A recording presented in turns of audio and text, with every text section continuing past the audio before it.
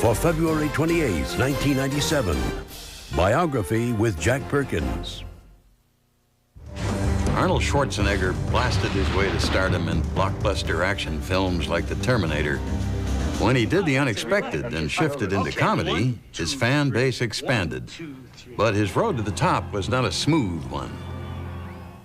He was a bodybuilder from Austria with a thick accent, a funny-sounding name, and almost no acting experience. And when he showed up in Hollywood and told people he was determined to become a star, he was laughed at. But what the experts did not know about this former Mr. Universe was that his most well-developed muscle was his brain. And with it, he orchestrated career moves that took him to the top. I'll be back. The bridge is out! I don't think that there's any star that outdraws Arnold Schwarzenegger internationally. That heroic image, the indomitable image, again, is something that appeals to people.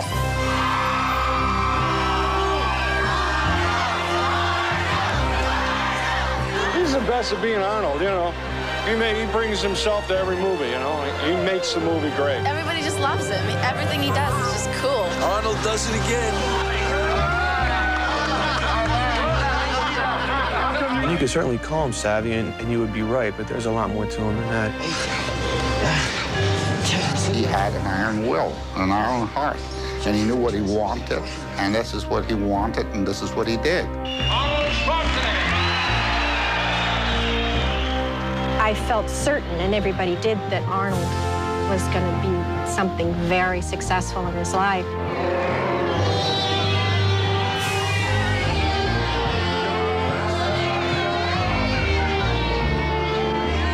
I would describe Arnold in one word. This word would be joy. That's his life.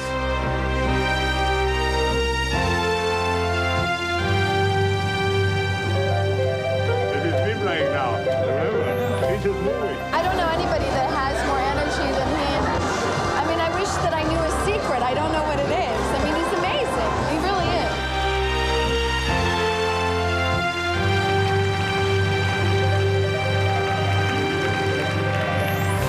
Arnold is one of the most interesting people in America right now. He's taken his muscles and he's used them as a foundation for the great American Horatio Alger story. And I think Arnold's going to become one of the most important people in our generation.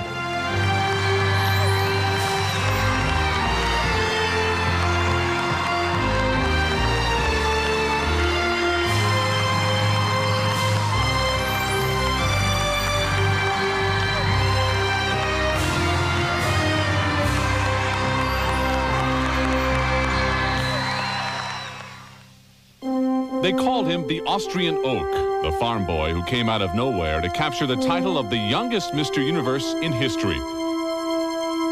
He made his way to this country bearing only a gym bag and an American dream even more expansive than his magnificent physique.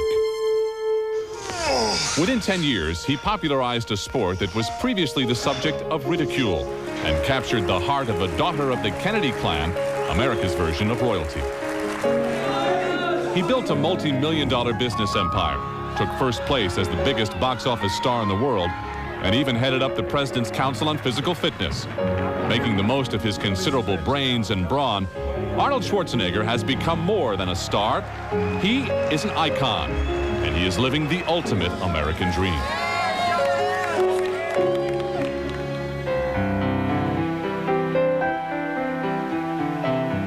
Many of us struggle to try and figure out what we want to do in life. Arnold figured it out very, very early. In fact, he may have figured it out earlier than anyone we know. Like a scene from The Sound of Music, the rural village of Thal, Austria nestles between mountains, green forests, and the shores of the Talersee Lake.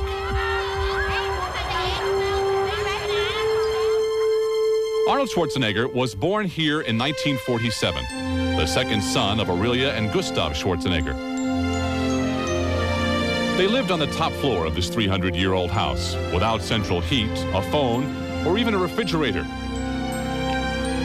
When they weren't doing household chores or attending the nearby Hans Gross School, Arnold and his older brother, Meinhard, loved the outdoors. going hiking in the nearby woods, and spending winters skating on the taller seat, where their father, the Austrian ice curling champion, taught them both to play.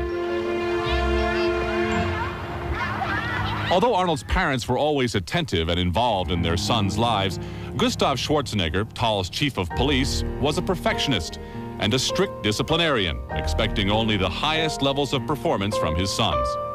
An avid sportsman himself, Gustav actively encouraged both boys in athletic competition, although often favoring his older son over Arnold. I guess what he had to overcome is that his older brother was the brother who got everything, the attention, and whatever he did, he was allowed to do. And with him, his parents were much more strict. And so maybe he wanted to prove, this is very elementary in his life, I guess, that he is very, very good. By his early teens, Arnold was already a talented team athlete, primarily in soccer. But in group sports, he found something lacking. Perhaps the personal recognition he was craving at home. On the day his soccer coach brought the team to a local gym for a workout, Arnold watched the handful of dedicated bodybuilders there with awe. Something inside him just clicked. Hearing the rhythmic clank of metal against metal, he picked up his first barbell, and he knew he had found his passion.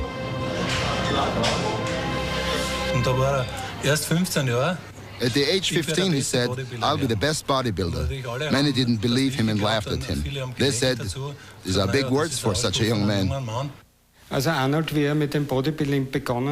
When he just started, we never thought he could be a famous bodybuilder. He had a low pain tolerance, but then his muscle mass started to expand greatly. This was a great stimulant.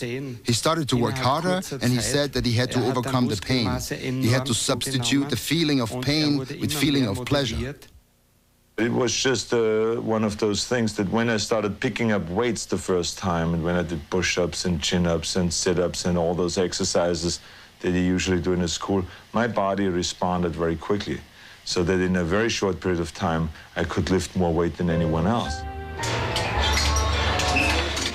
Karl Marnul, the owner of the gym where Arnold first trained, took him under his wing, introducing him to training techniques and muscle magazines, and to bodybuilding idols like Reg Park and Steve Reeves. Arnold hung pictures of his heroes in his room and sat alone in dark theaters watching movies in which they starred. He dreamed of being like them and joining in their on-screen adventures.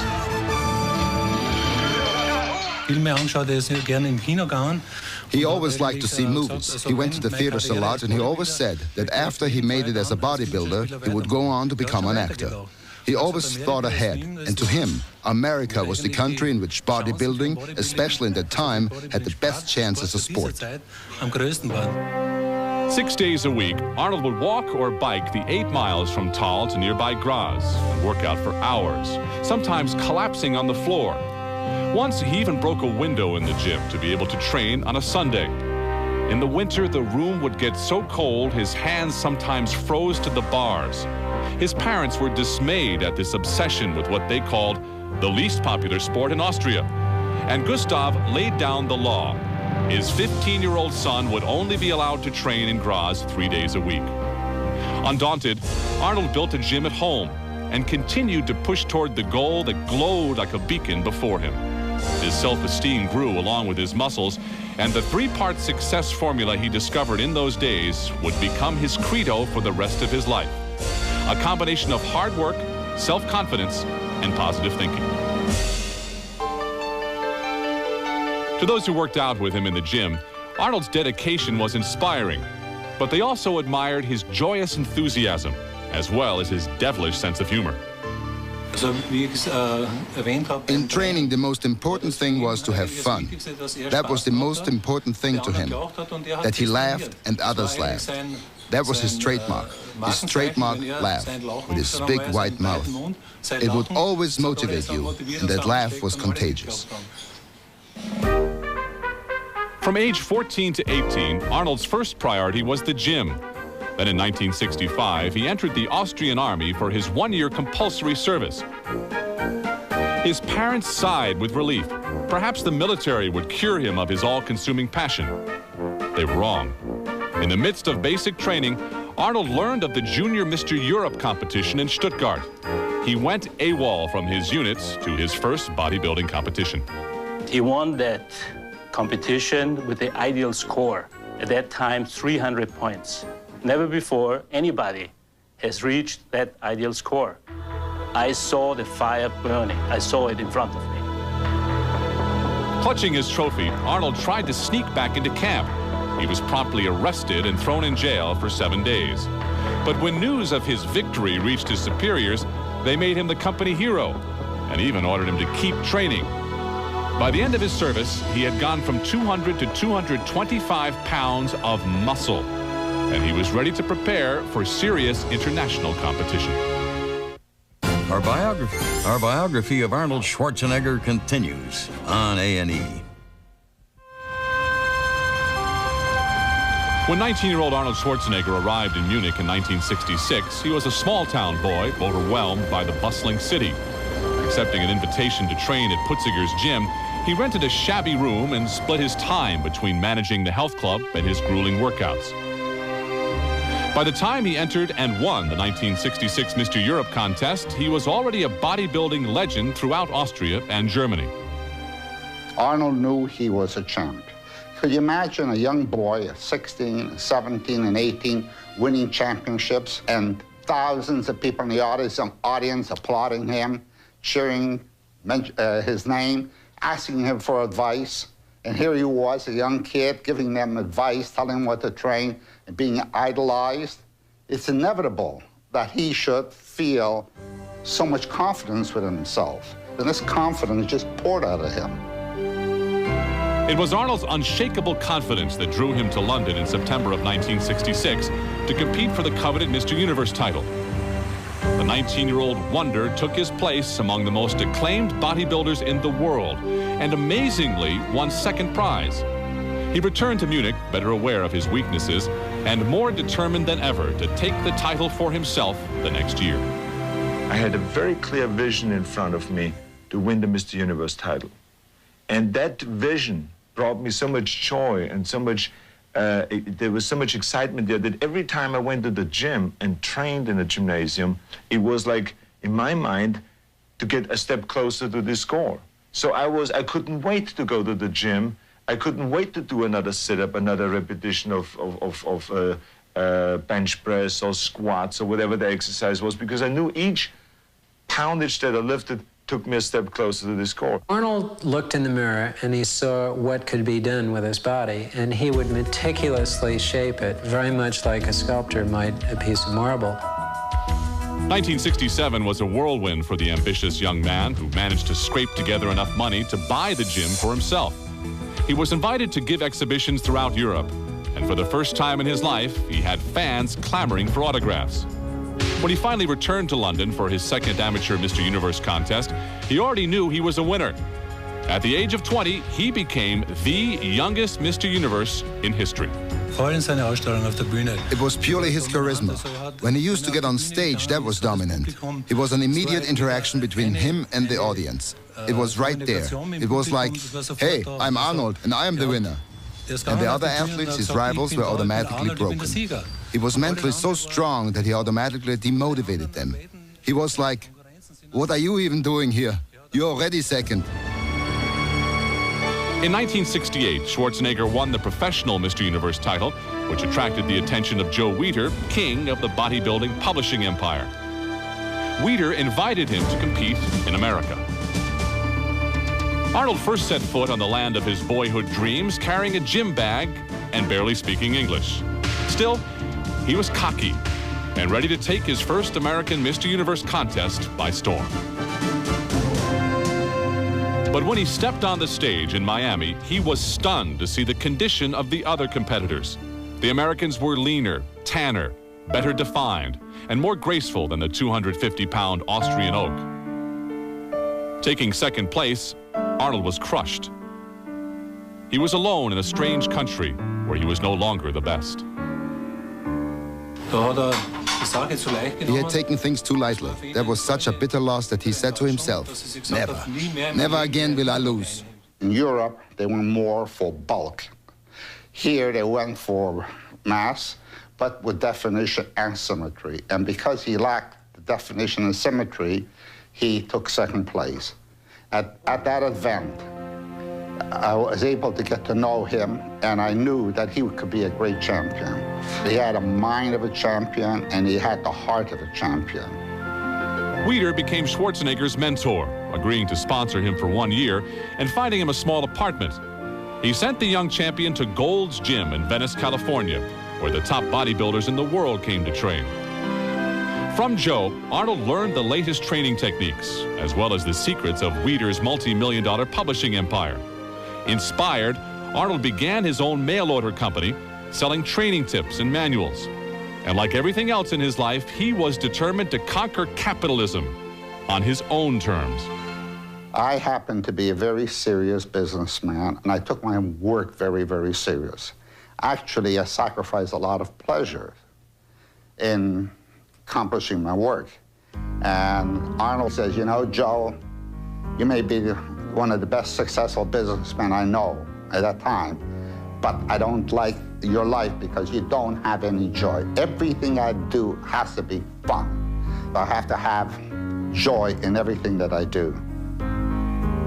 It was Arnold's joyous celebration of life that won him instant popularity among the California strongmen. If anyone had walked into Gold's Gym before Arnold came to America, my guess is that it would have been a fairly dull place. When Arnold arrived in America, he set Gold's Gym on edge, and he was king of the gym, and he got everyone's energy up. It was incredible. 8, 9, 10. Beautiful. How you feel? I'll tell you, you know, you just can't imagine, for me, what a goddamn treat it is working out with you. I mean, you don't believe it. Photographer George Butler met Arnold while working on a book about bodybuilding, Pumping Iron, which he later adapted into an award-winning documentary film. It was wonderful to drive around Santa Monica in those days with Arnold, because we'd come up to a stoplight somewhere and there'd be a UCLA cheerleader in a red Firebird convertible at the stoplight, and Arnold would flex his tricep at her. And it was the most extraordinary thing the woman had ever seen in her life, and she would not be able to drive her car. In 1969, a lean, tanned, 230-pound Schwarzenegger won his first IFFB Mr. Universe title in New York, placing second in the even more prestigious Mr. Olympia contest the same night. Then he was on a plane back to London to again win the European Mr. Universe title, eclipsing his childhood idol, Reg Park. By 1970, he had captured the Mr. Olympia trophy and would continue to reign supreme for a record 6 years in a row. He had a physique back then that excelled anything that any Mr. Olympia has right now. I mean, we work with him all day long, and we don't see bodies better, you know, physiques better than what Arnold had 20 years ago. So he was way ahead of his time. In the midst of these triumphs, there also was tragedy. Back in Austria, his brother Meinhard was killed in an automobile accident.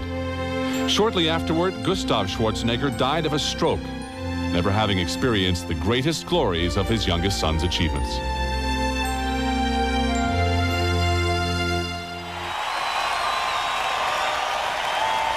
In 1970, Arnold found yet another mentor and surrogate father figure in sports promoter Jim Lorimer, whom he met backstage after winning the nationally televised Mr. World contest. When the competition was over, he said, when I am done competing in the sport of bodybuilding, I want to go into the promotion of the sport, legitimatize the sport, raise the cash prizes up over $100,000, and ask you to be my partner. And I said, oh yeah, okay, you know, because I did not know that here is a man who makes his plans 5 years out. In November of 1975, Schwarzenegger held his 6th Mr. Olympia trophy before a cheering crowd, and then announced that he would be retiring from bodybuilding competition. After the contest was over, Arnold phoned Jim Lorimer as promised and asked him to go into the business of promoting professional bodybuilding. He said, I'll handle the fundraising and getting the athletes, you handle the organization. Just in 4 years, he got the cash prizes up over $100,000, and now the cash prizes are up over $300,000. So that infusion of cash has helped to raise the image of the sport, legitimize it. But it was Arnold's long-range goal setting and his commitment to a course of action that made that growth possible. At the age of 28, Arnold Schwarzenegger was already the undisputed champion bodybuilder in the world. Now it was time to realize the second phase of his childhood dream, to become a movie star. Schwarzenegger continues on A&E. In 1970, the year of Schwarzenegger's first U.S. Mr. Universe win, Joe Weider got a call from a film production company looking for a bodybuilder to play Hercules in a low-budget film. I said, I got the perfect champion for you. I met Arnold, and they asked him, could he act? I said, could he act? My God, he was a Shakespearean actor he was a Shakespearean actor back in Austria. Really? And they signed him up right away. Put that discus down. Those men don't throw it far enough. Hercules Goes to New York would be Schwarzenegger's first and most forgettable film. His credit reads Arnold Strong, with an obviously overdubbed voice to mask his thick Austrian accent. He was practical. He didn't care. He knew he had a shortcoming, so do what you have to do to get the job done. He wanted to do a job and to get it done good. But despite his positive attitude, Arnold found Hollywood less receptive than he had hoped. I was told by several agents that I have everything going against me. First of all, they said, you have a long name and a difficult name to pronounce, so I should change my name. Then they said I had a strange accent, I should change that and speak more like an American. And then they told me I had a very unusual build, which would never make it into films. Always willing to work hard and improve, Arnold began acting lessons in 1974 after he was cast in Bob Raffleson's Stay Hungry. It was a supporting role, but a good one, and Arnold was determined to make an impression. Sally Field, the star of the film, was among those who took notice. I felt certain, and everybody did, that Arnold was going to be something very successful in his life. Really? He's so charming and he's so smart. You just knew it. You just knew he had a very clear sense of how to apply himself. For his role as a bodybuilder in Stay Hungry, Arnold won the Golden Globe for Best Newcomer. Now comes the big muscles. Excellent deltoids. All the way down to his lower back. The hard thing is to just hold it for a long time, you know, like. Then in 1977, Butler's documentary Pumping Iron opened, chronicling Schwarzenegger's victory in the 1975 Olympia contest. Okay, no noise now, no talking. As his charming, confident self, Arnold's on-screen charisma was impossible to resist. This is the most boring thing, the whole workout. I'd rather do squats than waist work. You don't like it? Can't stand it. That's the time I use to think about how I make the next $10,000. I saw both Pumping Iron and Stay Hungry. There was something very charming about him in both those films. And you had a sense that there was a real brain at work there, and that here's a man who obviously had a great sense of humor about him as well. Well, I met Arnold for the first time backstage at the USA Film Festival in Dallas, Texas in the 1970s. And what I remembered was his seriousness, his focus. He had brought along his textbooks. He was studying a business administration course in college, and he was doing his homework in between the screenings. And he was talking about the fact that he was very much on track with two careers. He wanted to be a movie star, but he also thought that he could invest in real estate and other things like that if the movie star thing didn't work out. He, even at that point, wasn't swept away by a lot of Hollywood dreams of tinsel and so forth. He was very realistic and very focused and very smart. Pumping Iron led to small roles in Hal Needham's The Villain and in the television movie The Jane Mansfield Story with Lonnie Anderson. My heart went out to him at first because his accent was so thick that you really couldn't understand, and they'd have to have him repeat a lot of his lines. And I thought, oh, he must be so nervous. Then I was really impressed with the fact that he had one of the best senses of humor that I have ever come across in 2 languages. Already a successful businessman combining real estate investments, a best-selling autobiography, and other books and publications, Schwarzenegger could afford to wait for the right film project. He filled his time with public appearances and various social functions, like the Robert F. Kennedy tennis tournament in New York, where he caught the eye of a beautiful dark-haired girl. She was 22-year-old Maria Owings Shriver, daughter of Eunice Kennedy and Sergeant Shriver, John F. Kennedy's niece, and an ambitious journalist on the rise. We fell in love at first sight, yes. I think the chemistry was very good right from the beginning. I think that he liked Maria, and she had a certain, feistiness and, of course, a real beauty about her. And they came from 2 different worlds, perhaps, but those worlds just meshed in a wonderful way. When I met Maria first, I said into Arnold's ear, if you're ever going to marry, this is the woman. Because I knew Arnold described me his ideal woman when he was very young, age 20 around. So when I saw her, I couldn't believe it. So she was it. Maria introduced Arnold to the Special Olympics, which the Shriver family had founded, and he joined her as an active supporter of the event.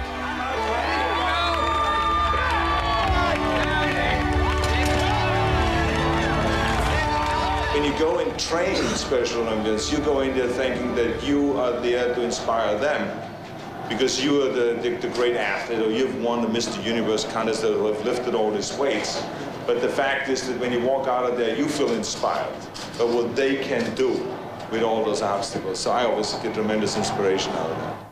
In 1979, Arnold began another new career as a CBS sports commentator and graduated the University of Wisconsin with a business degree. Then in 1980, he stunned the bodybuilding world with his comeback at the Mr. Olympia competition in Australia, where he captured his 7th title. It propelled him into his first leading role as Conan the Barbarian. He spent a year in training, working on his speech and learning how to wield iron broadswords with grace. The interesting thing about this is the training is so different. You always talk about, stopping. Stopping, dead stop. So you have to kind of retrain the muscles. Everything has to be retrained in the mind. I went to acting school, and I did all the things that you have to do, because I'm used to this from bodybuilding, that you have to do a lot of training to get good. But the thing that is very much like my bodybuilding career is that I have the total confidence in it, that I have something to offer that people would like to see, and that's why I'm doing it. Conan the Barbarian raked in over $100 million at the box office. Well, not exactly Shakespeare, it did showcase Arnold's physical prowess, and together with its sequel, Conan the Destroyer, firmly embedded the name Arnold Schwarzenegger into the movie-going consciousness. After Conan movies, they offered him the Terminator. He says, Joe, they want me to play this crazy science movie from the future. He says, it's crazy. I walk around with a gun, I shoot at police stations, and I do all this crazy stuff. He was contemplating whether to do it or not. I said, Arnold, take the role. It's made to order for you.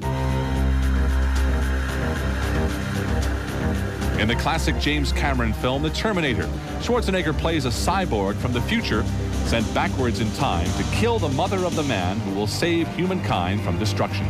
His force was so strong. He was almost like a prime mortal man coming out of the mist, of prehistoric time. The way he walked, the way he looked, his face, and his power, and his eyes, and his body, and his movement. Although cast as a terrifyingly relentless monster, Schwarzenegger steals the picture by creating a villain with a unique personality. I'll be back. Schwarzenegger acknowledges that he's this odd-looking creature with a strange voice, at least strange to us Americans, and he's saying, okay, I'm not going to let that hold me back from becoming a big star. And so suddenly, instead of being an unapproachable superhero, he's a working guy, a working class guy who's worked in the gym, and now he's working on his voice, and he's going to try and give you the best kind of movie he can give you. So now he's a working class hero rather than some sort of mythic god. Very clever, because working class heroes are more popular than mythic gods in the movies.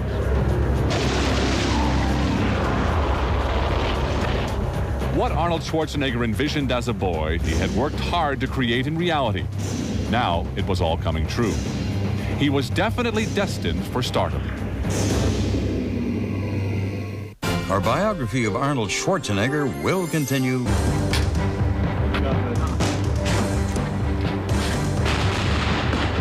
By 1985, Arnold Schwarzenegger had already been named International Star of the Year. He had become an American citizen and had a business that was making him wealthy. In the summer of that year, he and Maria returned to Austria to visit his mom, Aurelia. There, in a rowboat on the Thallersee Lake, Arnold reached into his pocket and he took out the ring he had been carrying for months. He asked the time-honored question, and Maria's answer was yes. It took a very special girl like Maria to have Arnold settle down, but I think it was the right time in their life. In other words, he was well established in his career. I think he recognized that he wanted to experience all of life's processes, including marriage, parenthood, and eventually grandparenthood.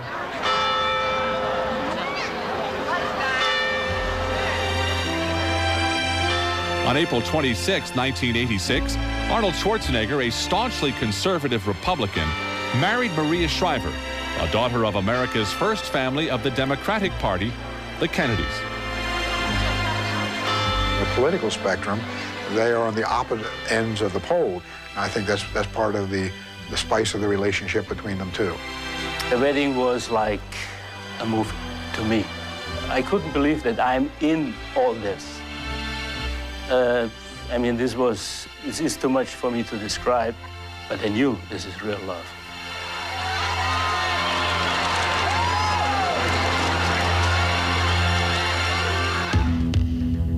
The honeymoon was barely over before Arnold flew on to Mexico to film yet another action blockbuster, Predator, which again won him Box Office Star of the Year. But after a string of action hits, Commando, Raw Deal, Predator, and The Running Man, the forward-thinking Schwarzenegger was impatient for a new challenge. First few movies I've done, no one noticed that I had an accent. Why not? Because all I was doing is grunt. Now, in the last few movies that I've done, I've gotten a few lines. I got a little bit of dialogue to do here and there. And I think and I felt good about it. I have to be honest with you, felt comfortable. So I think that down the line, I will be required to also act. So I'm looking forward for this new challenge, I tell you that.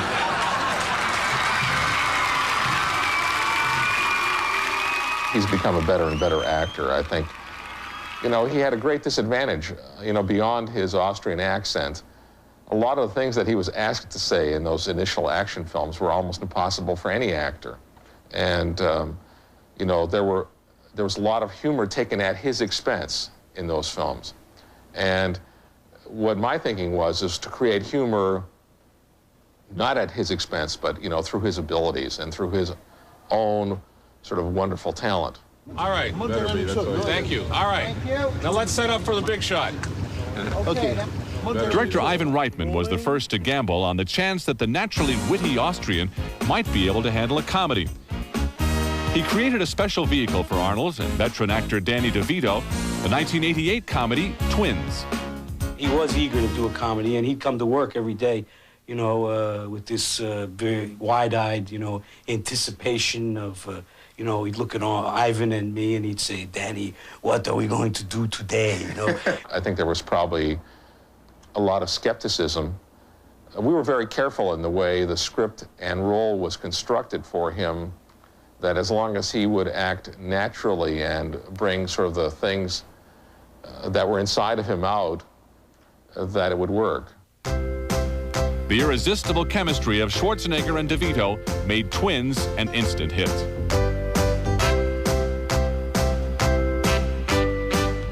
See, come That's a relax. I'm just nervous. Okay, 1, 2, 3. 1, 2, 3. 1, 2, 3. 1, 2. No. Look, see what you're doing with your teeth there, Jules? Yeah. You're grinding them. Don't grind your teeth, huh?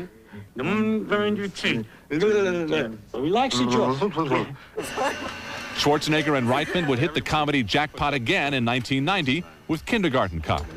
Just remember what I told you. Stay still in a close-up, right? That's what you said. Don't move too much. And don't smile too much. Don't smile too much. Just very straight. Mrs. Sullivan! He is able to poke fun at himself. There would be nothing easier to laugh at than a muscle man with a Teutonic accent who took himself too seriously, and Arnold Schwarzenegger knows that, so he gets the joke too, and that's part of the entertainment. And then apart from that, Arnold is a gifted comedian. In Kindergarten Cop, moviegoers got a glimpse of Arnold's special rapport with children. Noting this and his ability to motivate people of all ages, President George Bush appointed him chairman of the President's Council on Physical Fitness. Don't get lazy. Very good. You're doing very well. Good. Now let's shake it out. We are ready, I think, for the president. Come on, let's shake it out and sit down now. The winning streak continued, from Total Recall to Terminator 2, a sequel that even eclipsed the original.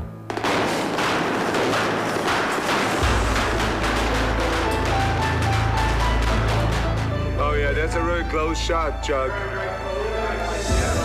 Kiss each other.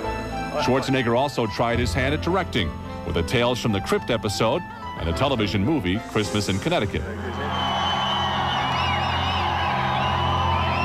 But no risk to date would top the reported $100 million Last Action Hero, in which he starred and executive produced.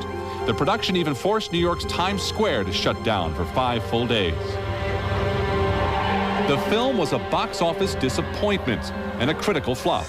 Spiteful rumors spread throughout Hollywood, a town that can tear down heroes as quickly as it builds them up. Had Schwarzenegger, the champion, finally met his match? Our biography of Arnold Schwarzenegger will continue on A&E. I guess the best thing and the biggest talent he has is to learn. So it's much bigger than anything else.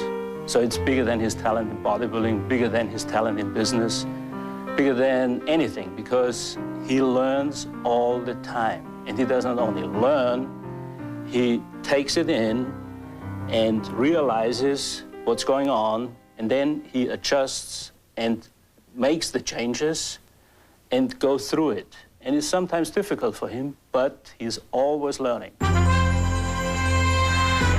Schwarzenegger bounced back from defeat with the same focused determination as in his bodybuilding days.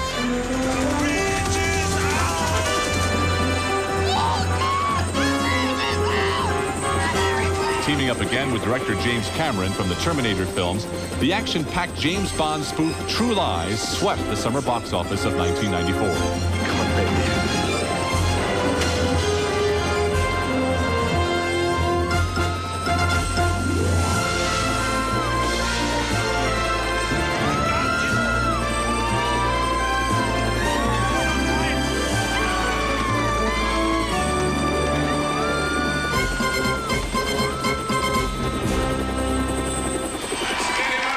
His championship defended, Arnold threw himself into what has become his greatest passion, giving back to the country that had given him so much.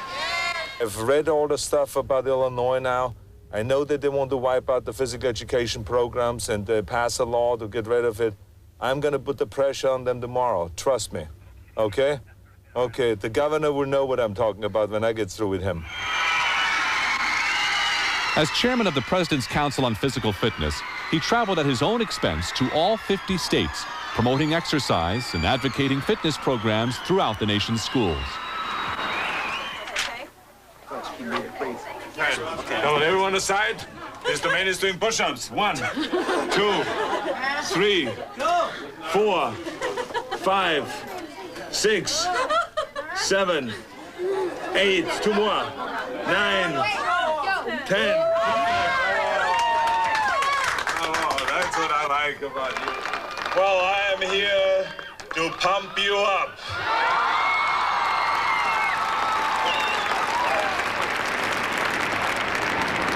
You know me, obviously, from Kindergarten Cop.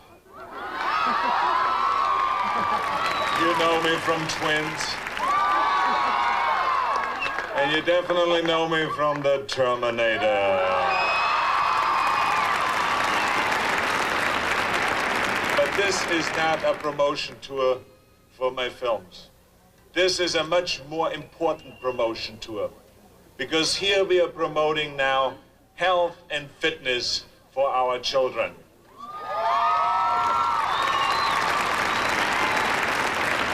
While on the road for this crusade, Schwarzenegger became aware of the dire need for sports activities in the nation's inner cities as a preventative measure against gangs, crime, and drugs. With Danny Hernandez of LA, he became an organizer and major sponsor of the annual Inner City Games.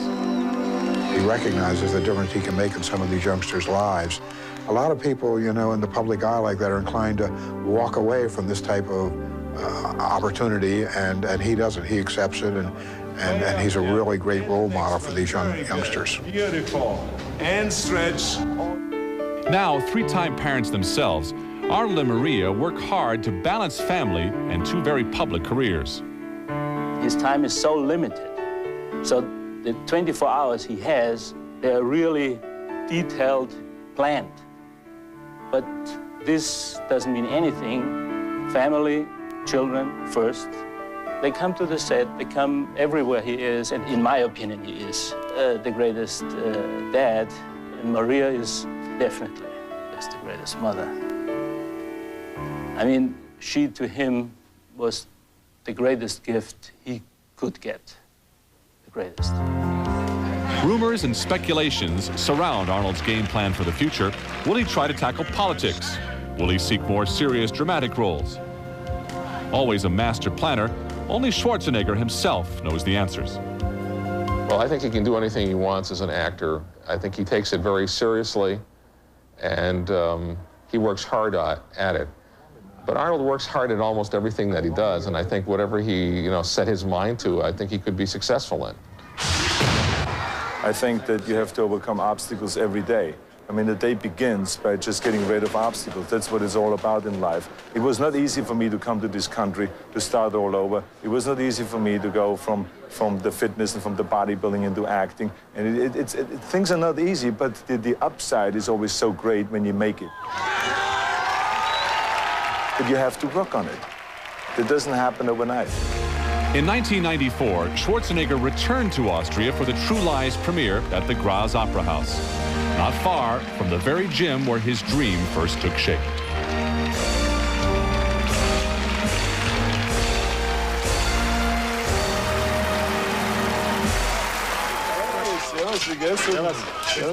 He spent time with his family, with his old friends, and he visited places still whispering of childhood memories. No phone, no phone, no bus, no car, no bicycle. I mean, nothing. Whenever I see Arnold, it's always like time stood still. He's still got the same sense of humor, and when we talk about the past, all we do is laugh. He's very down to earth. You would never think he's a megastar. It has not changed him. It's not the way he is. It's not in his character. He is really a most unique human being. He came from a very, very humble origin. He has, again, emerged as one of the leading celebrity figures in the world. He did it by dint of his own personal effort, discipline, training, and still as he moves through it all, he's keeping himself in perspective, he's having fun, and the game has not been played. He's still, in his 40s, and a lot can be accomplished by him yet. I think the best is yet to be for Arnold Schwarzenegger as he moves forward. And Schwarzenegger's next move forward will be a big one. This summer, he returns to the kind of stuff that made him famous, action films. He's won the part of the villain, Mr. Freeze, in the new Batman movie, Batman and Robin. It has been reported that the film will earn him a whopping $25 million, plus a cut of the merchandising revenues. His total earnings from the film could make him the highest paid actor in movie history. All next week, Biography will bring you 5 nights of money men. A look at the guys who've made millions and, in some cases, billions. Real estate tycoon Donald Trump, hotel king Conrad Hilton, the 2 men who made Wall Street the place to be, Dow and Jones, steel magnate Andrew Carnegie, and whiskey man Samuel Bronfman. Money Men Week begins Monday on Biography. I hope you'll join us. For A&E, I'm Peter Graves. Thank you for watching.